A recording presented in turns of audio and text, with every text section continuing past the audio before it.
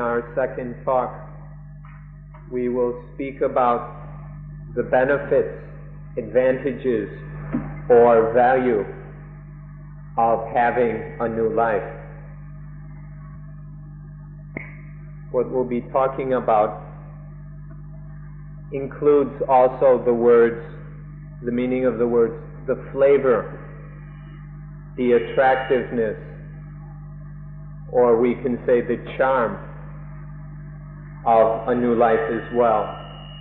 So please be interested in the different meanings of these different words in order to get a proper understanding of this subject.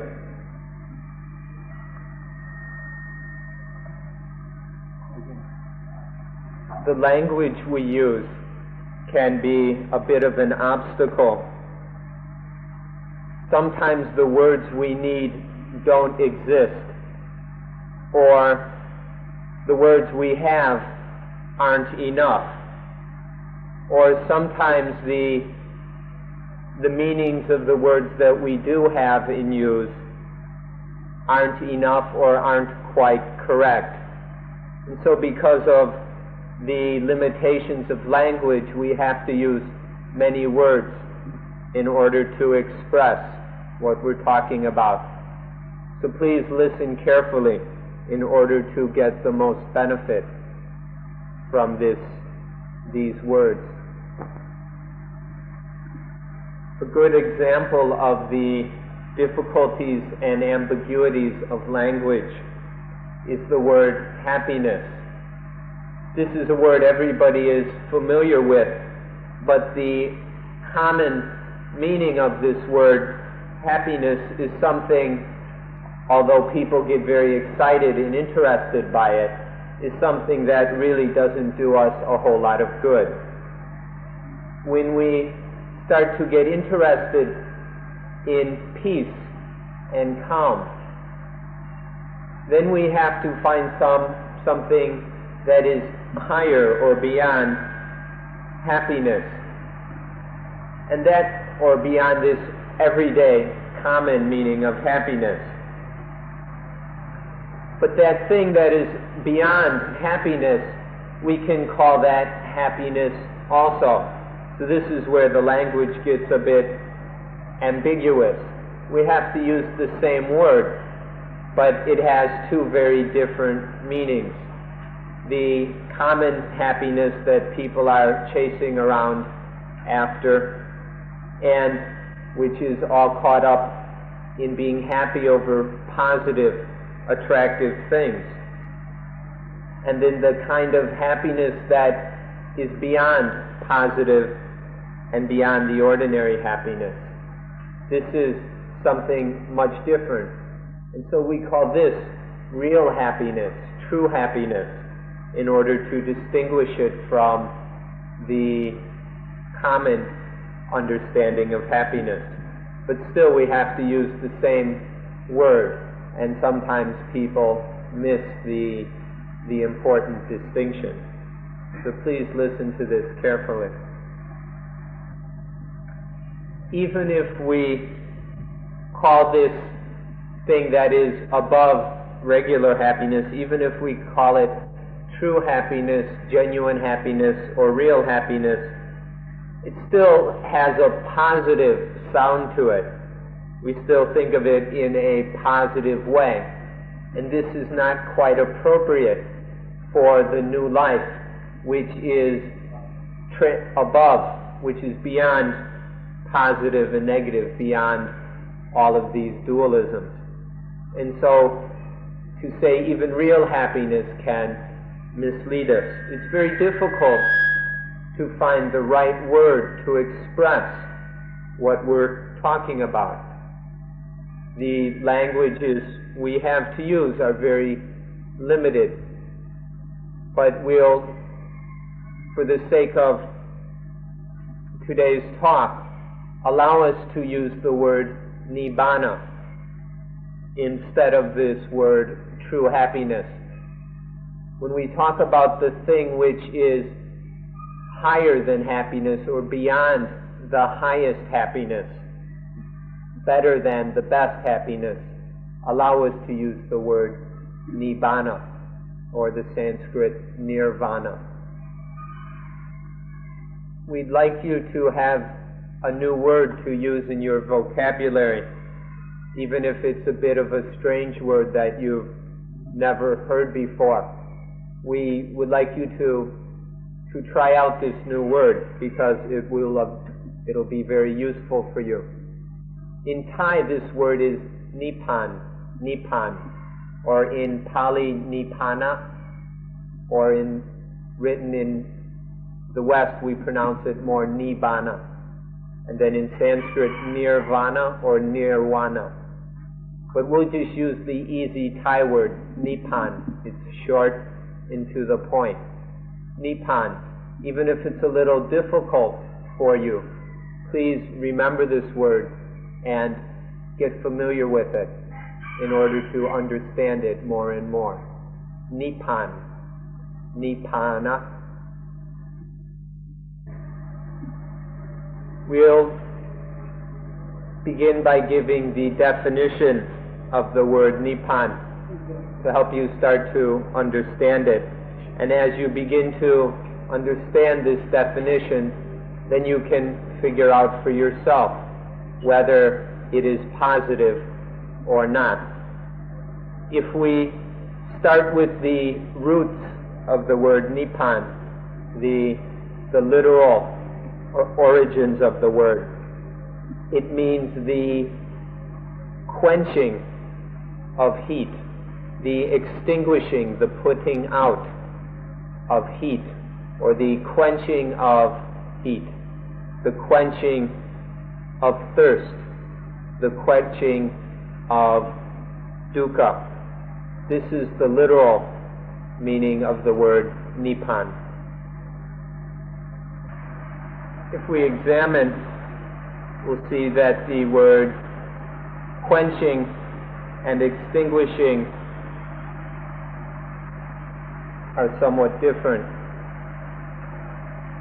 The word quenching still has a bit of a positive quality to it. It's a bit more interesting or attractive to us. Whereas the word extinguishing or extinction doesn't sound as if it has much positive about it.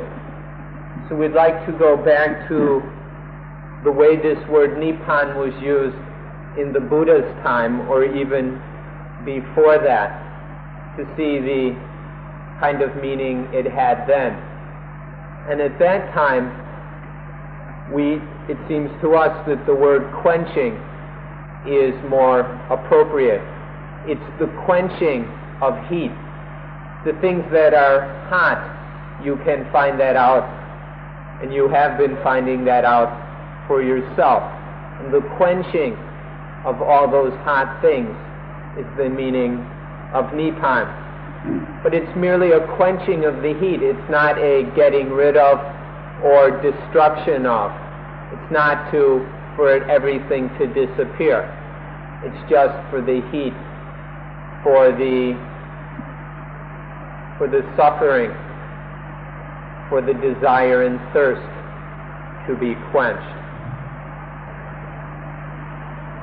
We should be very careful with the word nipan to understand that it doesn't have anything to do with death. Some people have gotten carried away and assume that nipan means death. Even in Thailand, many people have this incorrect understanding. So be careful that nipan doesn't have anything to do with death. Nipan is the quenching of heat. Death doesn't quench anything. Death can't quench anything. But nipan can. It is the cooling down, the quenching of things that are hot and of heat. The realization of nibbana is a transition or a change from the state of heat to the state of coolness. And that's all. There's nothing in there that has to do with death. And then once Nibbana has been realized, then there's no need to die. In Nibbana there is no death. So Nibbana and death have no relationship to each other whatsoever. Please understand this before we go any further. The word Nibbana in the Buddha's time was a very common and ordinary word. It was a household word. For example, when a fire would cool down, it was said to Nibbana, the fire nibbans. Or a bowl of soup or a pot of rice that is just been cooked and is too hot to eat. We must wait for it to nibbana before it is cool enough for us to eat. Or a goldsmith who has to heat up the gold in order to work it, and then sprinkles water on it to cool it. That is to make the gold nibbana. Nibbana in this ordinary sense just means for the dissipation of heat, for something to cool down.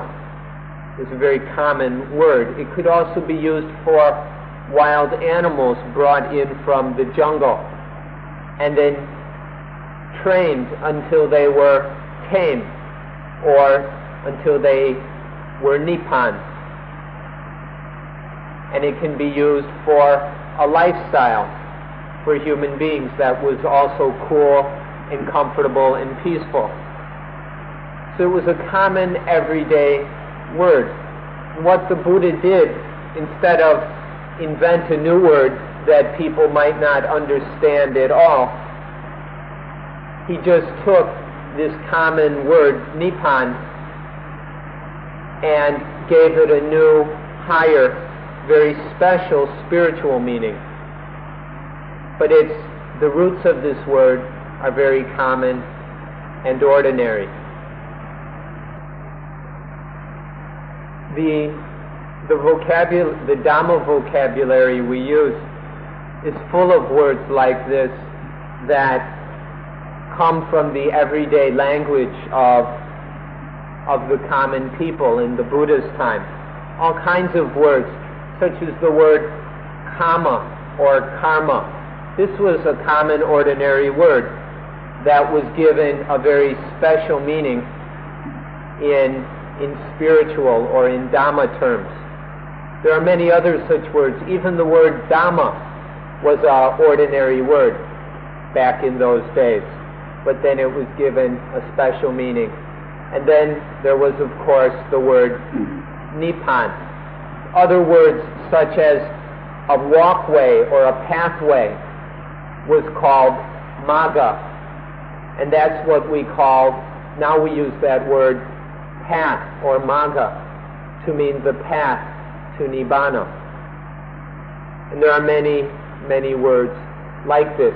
If we can understand these different words, and especially the word Nibbana in the original ordinary meaning, then it's very easy to understand the special Dhamma meaning of them.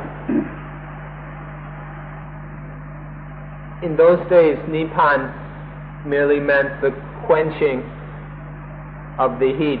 And this meaning can be compared with the word dukkha, which is always compared with heat.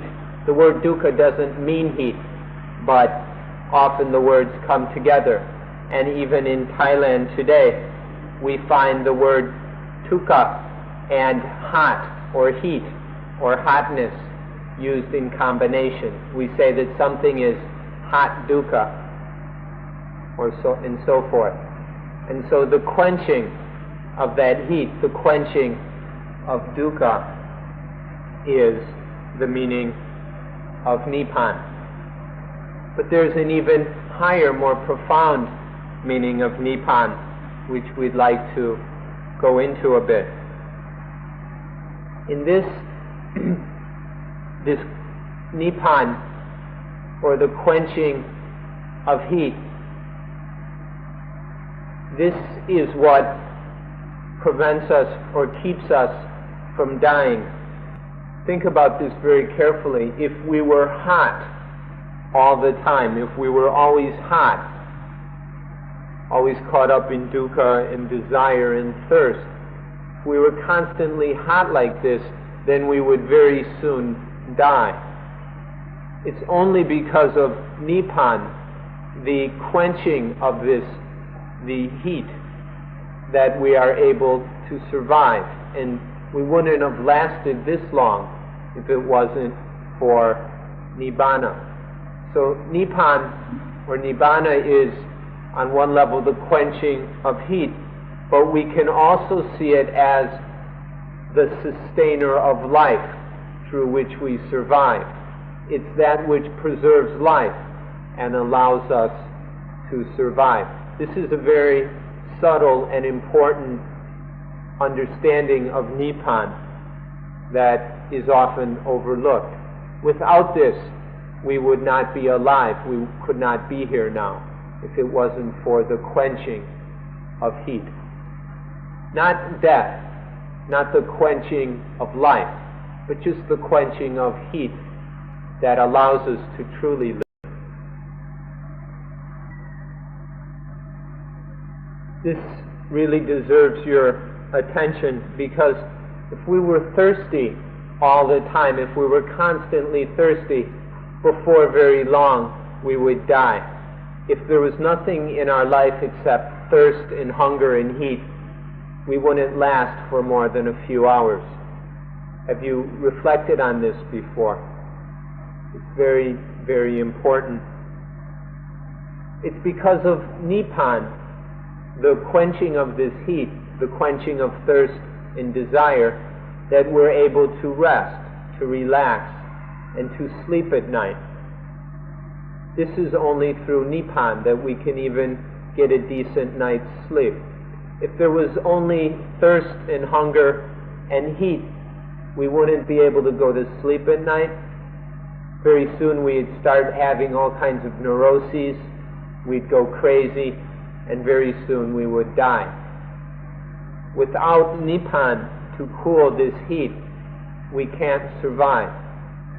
So Nibbana is that which sustains, preserves, and nourishes or nurtures life, allowing us to survive. It's this quenching of heat, of thirst, of craving and hunger, through which we survive. This is the most profound meaning of Nibbana that needs to be understood. So Nibbana is that which allows us to survive. Think about in one day, in 24 hours, how many hours is there Nibbana and how many hours is there heat or thirst and hunger? Maybe Nibbana comes in little bits and for small periods of time. Or maybe there are even longer periods of coolness, of quenching, in which there is no heat or thirst. Think about this in one day, in 24 hours. How much Nibbana is there and how much heat? We can say that there's at least enough Nibbana to survive. That's obvious for all of us who are still surviving. There's enough Nibbana for us to survive. So please take a look at this and develop some respect and gratitude for Nibbana, because this is the thing that keeps us alive, and we ought to be very thankful for it. But there are some fools who go and translate Nibbana to mean death, and these poor people have got it all backwards. Nibbana isn't death, but it's the opposite of death. It's that which allows us to live, to survive. And so it's something that deserves our gratitude. And so the meaning of new life is a life that is much more quenched than the old life. The old life is very hot, And in new life, there is a lot of quenching, or maybe even total quenching, so the heat has been completely quenched. This is the difference between old life and new life. If you can understand this, that the new life is a life in which there is a great deal of quenching, then you will be able to see the direction in which we are headed, we need to go. And you can see then the true purpose and benefit of vipassana, of insight meditation, of learning to see things as they really are.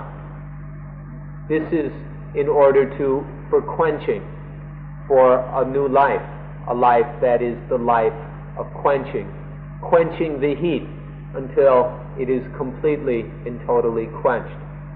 This is the purpose or the value of vipassana. We ask that you just learn this word Nibbana, or if you prefer the Pali Nibbana, instead of translating it, because if we start translating it, it gets easier and easier to get the meaning wrong. So let's just stick with the simple word Nibbana and understand its meaning correctly. And the first meaning to understand of Nibbana is the thing which sustains and preserves life. It quenches the heat enough so that life can continue, or so that life can be cool. This is the first understanding of Nibbana to remember. The second point to understand about Nibbana is that it is the summum bonum of Buddhism. We can use this Latin word summum bonum because it's well understood by Westerners and should be familiar to you all. The summum bonum of Buddhism is Nibbana. Summum bonum, or the utmost goodness, the highest good which man can get, or which women can get, whichever you prefer. This in Buddhism is Nibbana. We can take the general ethical understanding of summum bonum if we wish, or we can take higher levels. Often summum bonum, or the highest good, the utmost good which humanity can get, is described as happiness. But we've already discussed today about the vagueness or the confusion that can arise regarding the word happiness. And so in Buddhism we prefer not to say that the summum bonum is happiness, unless you understand that the happiness, unless you understand that the Buddhist summum bonum is the happiness of Nibbana. If you want to say that the utmost goodness is happiness, then please understand that it's the happiness of Nibbana. If, in talking like this, if you wonder why it has to be limited to Buddhists, and you might want to prefer that it's just the summum bonum of all humanity, well, you're welcome to think that way. In fact, that's what we think, that this summum bonum of Nibbana is not limited just to Buddhists. It's available to all humanity. And so, in fact, we would say that the highest good, the utmost good that humanity can get, all humanity and not just Buddhists, is Nibbana. This is the second point to understand. There are a lot of high-sounding words, such as unique and supreme. But the question always comes back to, are these things beyond good or goodness? When we say unique or supreme, is it beyond good or is it only just good? When we talk about the utmost goodness, we're forced to do this by language. We don't have any other words to use.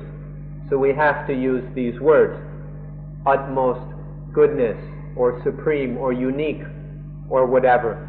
And so it's important how we understand these words. When we're talking about Nibbana, we're talking about something that is beyond good. It's beyond evil, and it's also beyond good. Nibbana is no longer trapped in these distinctions of evil and good. It's above, it transcends good. But still, in the end, we don't have any other word to use, so we're still stuck with the word the best or the utmost goodness. We can't get free of these words. So we just have to understand them correctly. If it's really supreme, then it transcends good and evil. If it's really unique, then it must be beyond, completely untouched by the good as well as the evil. This is what we mean by Nibbana. It's no longer caught up, even though we say the word good or goodness or the highest good, the utmost good, the supreme good. Even though we use this word, what we're talking about is something that transcends, is beyond, outside of the meaning of the word good and goodness. It doesn't have the value, it doesn't have the quality or the limitations of this word good and the word goodness. So we're using these words because they're the only words we've got. And it's a shame that we have to, because it often tricks people. People are often deceived by these words because they don't take the time to develop the correct understanding. And so today we're trying to point out how we're using these words in order to understand them correctly. Nibbana is the utmost good, which is so good that it's beyond good. It has nothing to do with good. But we still end up calling it the best or the most good, because what else can we say? Human beings have words for the things that they know. The things that we know about, we have words for, and things we don't know about, we don't have any words for. And so there are things that are good, that we value, that we like, which we call good. We've got plenty of words for these things because we know what they are. We know what we think is good, and so we've got the words for this. But when we want to talk about something that is beyond good, we don't have the word for it. We've only got the old words about what is good and evil and all that. So if we start to conceive of or start to have a need for a word that means beyond good, it's not there. If either through our thinking and reasoning and speculation or through direct experience, we start to conceive of or think about something which is beyond good, which transcends good, we don't have the word, and so we're stuck using the word good for this thing which is beyond good, or we say the best or the utmost goodness. This is because we just have to use the same old words that we have. If we come and make up new words all the time, it will confuse people too much. And so we use the words that we've got. But when we talk about Nibbana in this second meaning, when we're talking about that which is above good, above evil, beyond and outside of good and evil, you'll see that we're talking about something quite different than the ordinary meaning of the word good. And so please take a look at this. When we talk about nibbana as the utmost quenching, it's the quenching of evil and the quenching of good as well. Think about these things. You ought to take a look at the thing that would be beyond evil and beyond good, above sin and above virtue, beyond the positive and beyond the negative, the thing that transcends all of these things. This is the utmost quenching of Nibbana. So when you want to talk about that which is beyond good and beyond evil, which transcends them, now we've got a new word with which to talk about them. This is Nibbana. Nibbana is that thing. And you can understand Nibbana to be the quenching of good and evil. This is a new word we now have in order to talk about the thing that transcends all good and all evil which is beyond them. The quenching of good and evil, or Nibbana. This is the highest thing, the supreme thing. There's nothing higher than this. This is so high that it's higher than high, or Nibbana, the quenching of good and evil. This is a word we hope you can remember and use and consider. Nibbana in its second meaning. We should observe that good is hot. Goodness is hot. And of course, evil is hot as well. Both good and evil are hot. They have heat. And so, the quenching of good and evil is coolness, is Nibbana. We should look at all these dualisms, all the pairs of opposites we've got. Not just good and evil, not only these are hot, but all dualisms, all these dualistic pairs are hot. And the quenching of them is Nibbana. Especially the biggest dualism of all, the dualism of positive and negative. Positive is hot, and negative is hot. Both of these are full of heat, and the quenching of them is Nibbana. For the positive, we can say that it's a wet heat. The negative is a dry heat. If you observe these things, you'll see what we mean. But the quenching of them, the cooling of them, is to be free of that heat, to be Nibbana. All the dualisms, all these pairs, good and evil, sin and virtue, positive and negative, they're all hot. But then there is the quenching of them, or Nibbana, which is not hot at all. This is what we should study. Study the hotness of all these dualisms and the quenching of Nibbana. You ought to study every one of these pairs of opposites until you see that each and every pair is hot. Each of them has heat. There is heat within them, and they are hot. The pair of positive and negative, both of these are hot. Or good and evil, these are hot. If you studied the Bible, you are well aware about this first dualism which God warned Adam and Eve about. He said, don't attach to these things because they're hot. But we're attaching all the time. Or any gain and loss. Gain is hot. Loss is hot. Victory and defeat. Both of these have heat. Within them is heat, is hotness. And any other pair you can think of, all these dualisms have heat. They're hot. The pairs of merit and demerit, or sin and virtue, no matter what meaning you give to these pairs, whether it's from an Asian perspective or a Western perspective, still they're hot.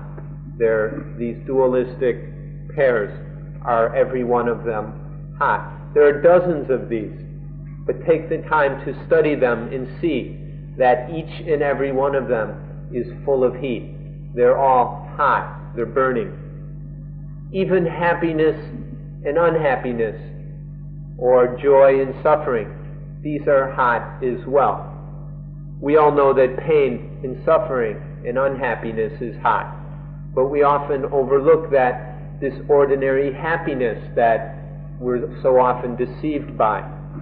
This common happiness is hot as well, because it leads to all kinds of desires and problems. So even happiness, the ordinary happiness, is full of heat, is hot.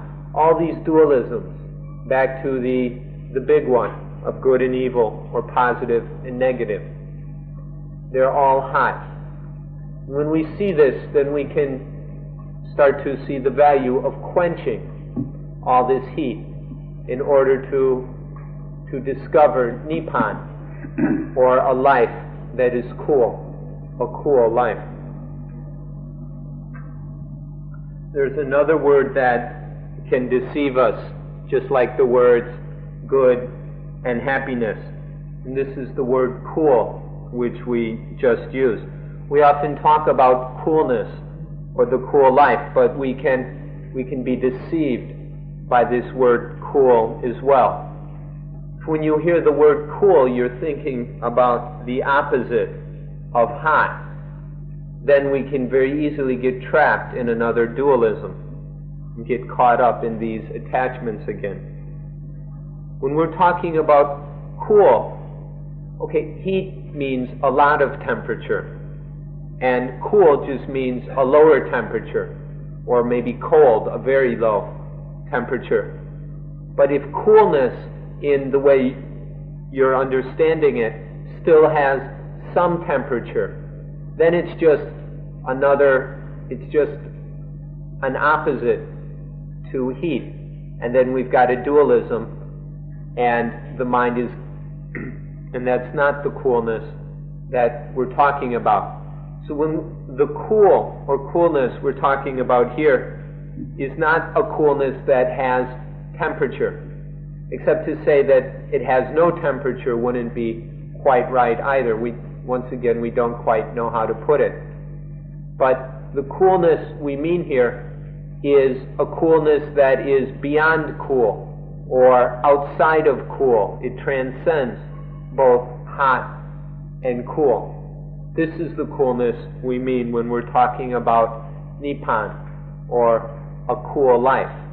It's not a dualistic cool. It's a cool that's outside of and beyond the ordinary understanding of coolness. So be careful about even this word. It can be deceptive, just like the words good or happy. When you think of the thing which is beyond all duality, that transcends all of the dualisms of good and evil and so forth, then think of the word Nibbana. This is what Nibbana means, this state that is beyond all these dualisms. And so this is the understanding of Nibbana that we're trying to get across here. When we say Nibbana, of course, we don't mean something that's caught within the duality of good and evil. But if we want to say, so when we say that Nibbana is the summum bonum of Buddhism, we should see that it may not be exactly the summum bonum of the Romans. Maybe in the Latin language they didn't have a word like beyond good. They didn't have this word above good. And so their idea of the summum bonum was still a dualistic kind of good. Maybe they didn't have a word like Nibbana, and so the best they could think of was the utmost goodness. But in Buddhism, we have a word that is beyond that. We want to express something that is beyond merely being good, something that transcends both evil and good. And so we have the word Nibbana. So when you're thinking of this state of coolness, of quenching that is outside of and beyond the power and influence of all the dualities of any pair of opposites, then think of Nibbana. This is the summum bonum of the particularly or peculiar summum bonum of Buddhism. We've got another way to look at this to help you understand. When you're hungry, you need something to satisfy the hunger, and then the hunger is quenched. When you have a hunger, you go and eat something or find whatever it is to satiate that hunger, and then you have the quenching of that hunger.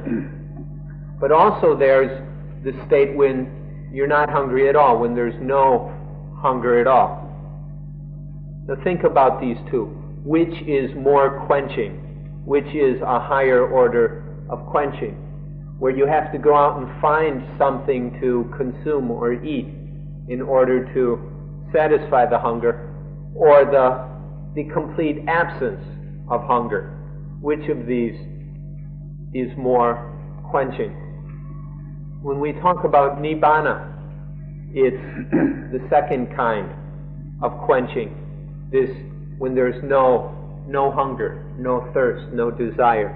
If there's still desire, then we have to struggle and work and do all kinds of things in order to satisfy that desire, and often we're frustrated, and there's a lot of dukkha associated with the satisfaction of this hunger, of that common kind of quenching. But the quenching of Nibbana, in which there is no hunger, it is free of all those problems and struggles and dukkha. It's beyond this worldly kind of quenching. It's a transcendent quenching, when there's no hunger, no thirst, and no desire. Which of these is higher? Can you see the difference? Which of these is better? The quenching of hunger satisfied, or the quenching of no hunger? If we examine life carefully, we'll see that the desire for quenching is an instinct. This is a fundamental instinct in all living things. All living things have a desire to quench hunger, to quench thirst. And so we can see this in all levels of life.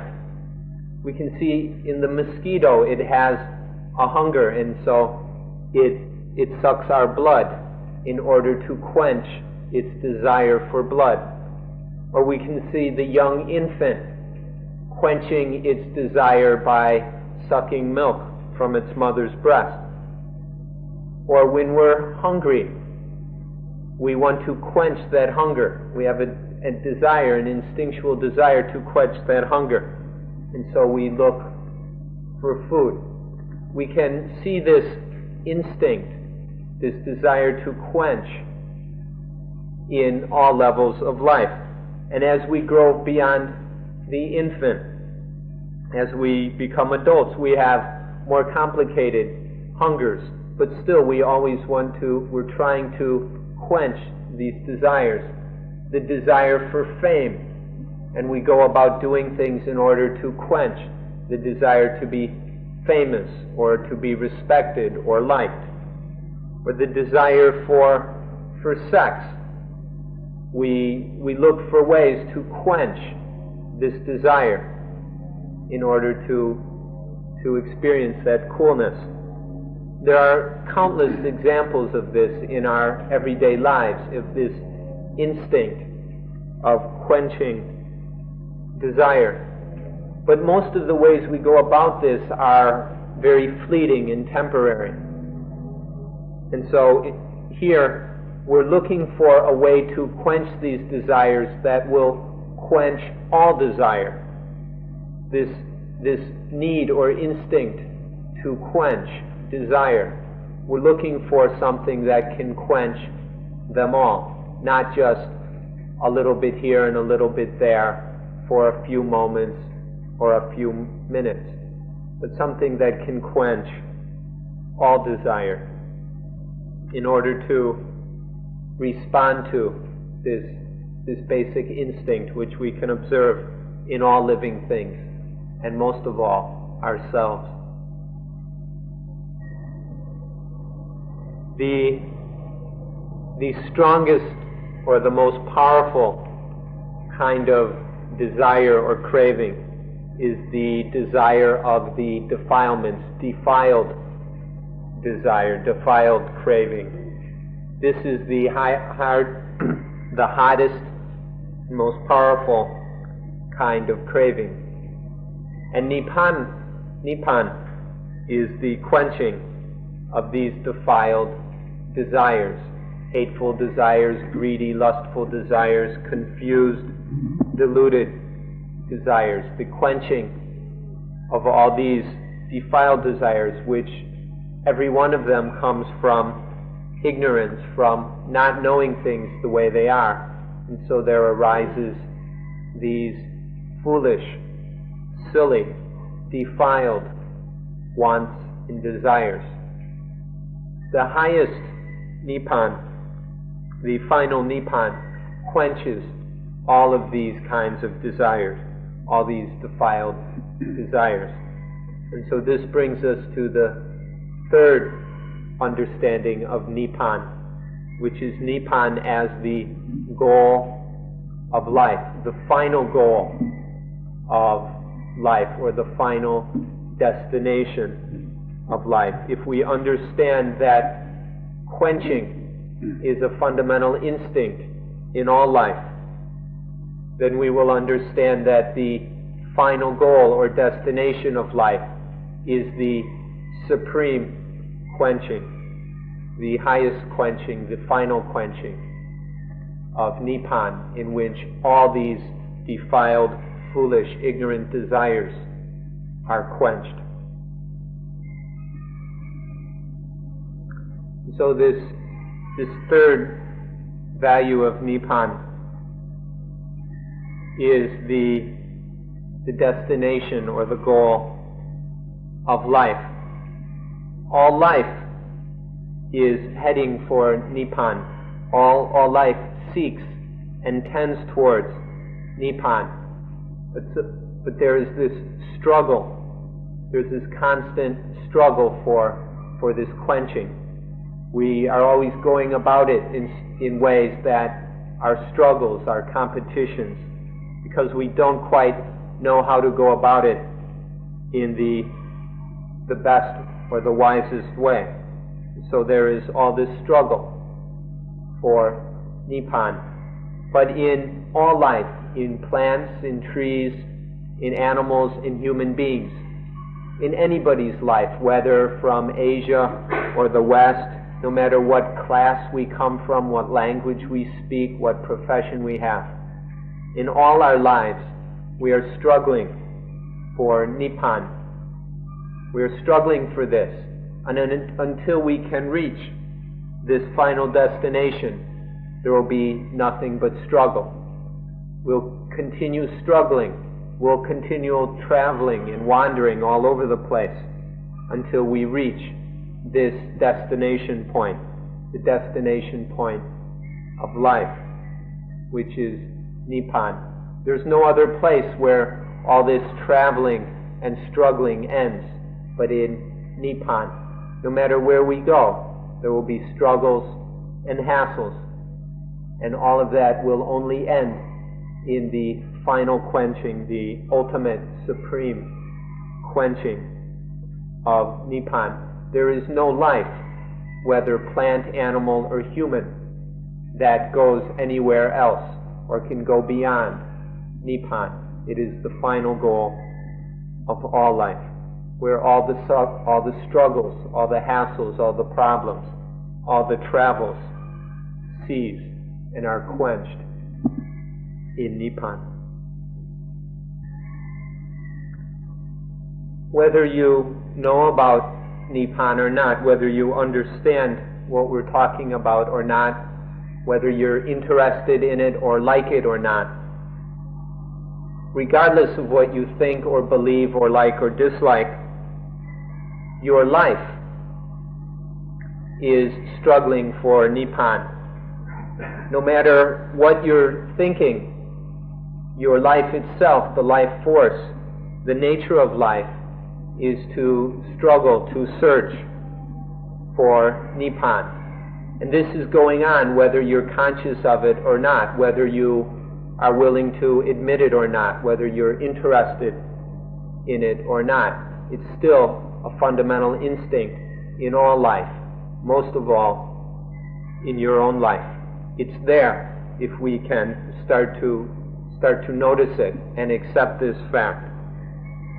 When we can be consciously aware of this Nibbana, this Nibbana instinct, then we are able to cooperate with life. Instead of all our crazy thinking, following selfish desires, we can start to think in ways that are about cooperating with life.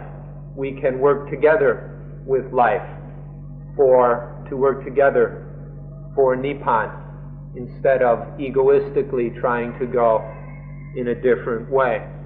All life seeks Nibbana. This is the destination point of life.